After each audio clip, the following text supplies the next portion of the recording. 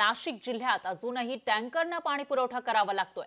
जिल्ह्यातील 566 गावं वाड्यांना 199 टँकरद्वारे पाणी पुरवलं जात आहे। तर समाधानकारक पाऊस झालेला नाहीये, त्यामुळे जिल्हा प्रशासनावर टँकरनं पाणी पुरवठा करण्याची वेळ आली आहे। 13 सरकारी आणि 186 खासगी टँकरचा यामध्ये समावेश आहे।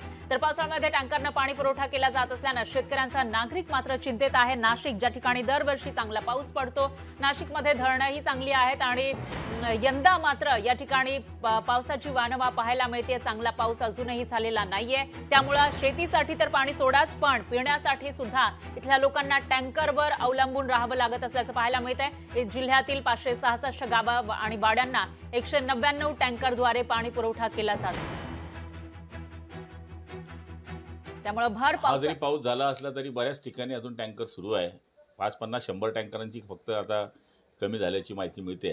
पण जोपर्यंत नदी नाले जोपर्यंत वाहत नाही, जोपर्यंत वॉटर लेवल वाढत नाही, तोपर्यंत टँकर बऱ्याचपैकी चालू राहतील। पण सध्याची पावसाची जी परिस्थिती पाहिली तर समाधानकारक आहे। एवढ्या महिनाभराच्या आत बरेच टँकर बंद होतील असा आमचा अंदाज आहे। लोकशाही मराठी ऐका, पहा, जागरूक रहा।